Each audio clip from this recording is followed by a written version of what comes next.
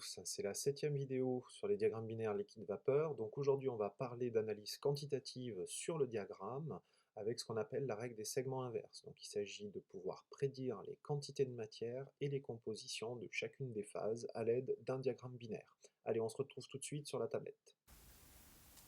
Donc dans cette 7e et dernière vidéo sur les diagrammes binaires, on va regarder un dernier aspect quantitatif qu'on appelle la règle des moments ou la règle des segments inverses. Donc les prérequis, c'est essentiellement un côté plutôt phénoménologique. Ici, je ne vais pas trop revenir sur les lois pas du tout même sur les lois de Raoult et les lois de Henry. Et par contre, avoir une petite idée de ce qu'est un bilan de matière. Donc vous verrez, c'est essentiellement des équations de conservation. Donc le principe, de quoi s'agit-il? J'ai un mélange binaire dont la composition moyenne, c'est-à-dire moyenne, c'est lorsque le système est monophasique. C'est ça que ça veut dire. Donc je suppose que cette composition, je la connais. En fait, je me positionne dans une situation où le mélange est instable. Donc, c'est-à-dire qu'on va se positionner à l'intérieur du fuseau. Alors, à l'intérieur du fuseau, ça peut vouloir dire sur le fuseau, sur la courbe de bulle ou sur la courbe de rosée, très juste au premier point du début du fuseau. Et quand vous êtes dans ces conditions-là, vous vous posez la question de connaître la quantité de matière de chacune des phases et la composition de chacune des phases. Donc, quelle est la quantité et la composition de chacune des phases. Donc ça, c'est une des principales applications des diagrammes binaires, c'est qu'on peut déterminer à l'aide d'un diagramme ces deux quantités. Donc vous connaissez la quantité totale que vous aviez au départ et vous voulez savoir, vous êtes dans une situation où il y a du liquide et du gaz et vous voulez savoir quelles sont les quantités en phase liquide, en phase gaz, et évidemment, dans ces quantités de matière, quelle est la proportion de chacune des espèces.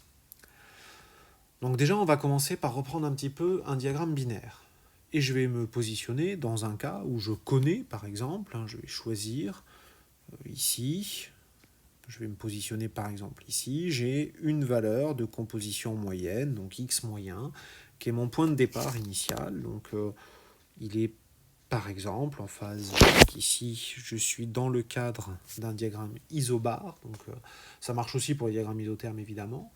Donc j'ai un premier point initial à basse température, donc en phase liquide, et je chauffe ce point. Donc je chauffe jusqu'à toucher ici, donc la courbe de bulle. Une fois que j'ai touché la courbe de bulle, la question c'est quelle est la composition de la vapeur correspondante. Donc là ici, c'est ce je vais noter par exemple ici le point A.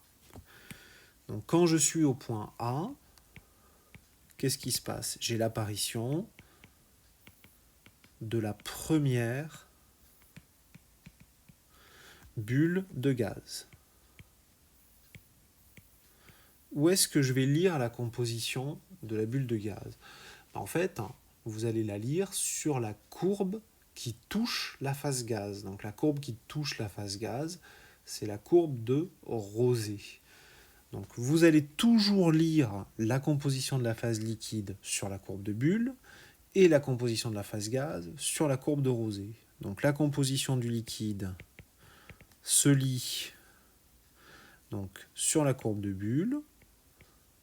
Quand je suis au point A, vous voyez que je suis la composition, quand je suis pile au point A de la phase liquide, c'est X moyen. Et quand je suis, et pour la phase gaz, en fait, il faut projeter à cette température précise. Je suis pile à la température à laquelle j'ai l'apparition de la première bulle de gaz. Donc à cette température, je vais projeter sur ma courbe de Rosé et je vais lire l'abscisse correspondante. Donc ici, ça va vous donner la fraction molaire de la phase gaz correspondante. Donc je vais l'appeler par exemple Y1. Donc sur le gaz, vous allez lire par projection sur la courbe de Rosé. Et donc ça va vous donner la composition de la phase gaz Y1 pour ce point-là. Je continue à chauffer, j'atteins la fin de mon diagramme. D'accord? Je finis de réaliser l'ébullition de tout mon système et j'obtiens par exemple ici le point B. Donc qu'est-ce qui se passe au point B? Au point B, j'ai la fin de mon changement de phase, donc c'est-à-dire j'ai la dernière goutte de liquide. Donc pareil, je vais lire la composition de la phase liquide sur la courbe de Bulle et la composition de la phase vapeur sur la courbe de Rosée. Alors il s'avère qu'en fait le point B il est déjà sur la courbe de Rosée. Donc la composition de la phase vapeur, ce sera X moyen. Comment je lis, où je lis la composition de la phase liquide, donc à cette température précisément, à cette température du point B, je vais projeter sur la courbe de Bulle, donc à cette température-là, c'est-à-dire horizontalement, et je vais lire la composition du liquide correspondant. Donc par exemple ici, celle-là, je vais la noter X2 puisque je suis dans le liquide.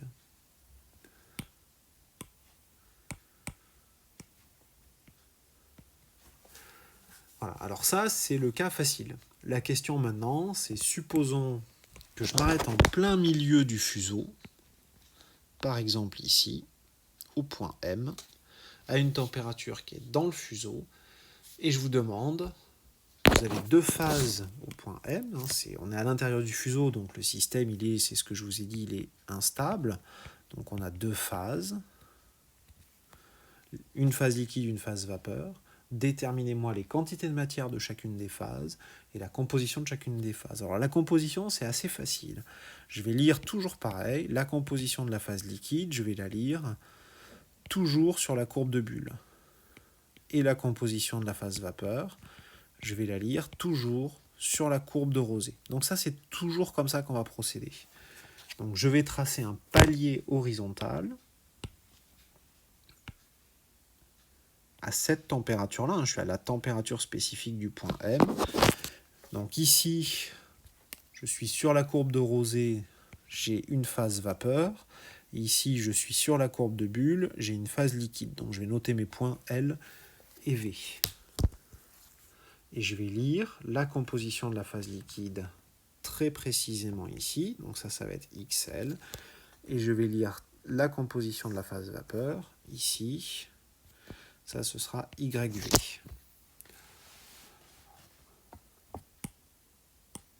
Alors, on va écrire tout simplement, donc la courbe de Bulle, pardon, je précise.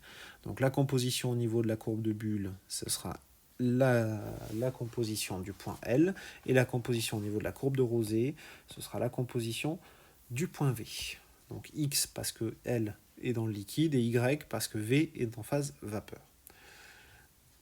J'écris la conservation de matière. Donc j'ai deux conservations de matière à écrire. Donc pour l'espèce 1, par exemple, l'espèce 1, elle est à la fois en phase liquide, en phase vapeur. Je vous rappelle, je suis parti du point ici, où j'avais une composition moyenne X moyen, et j'ai une quantité de matière N totale, d'accord? Ou N, si vous voulez, on va l'appeler N.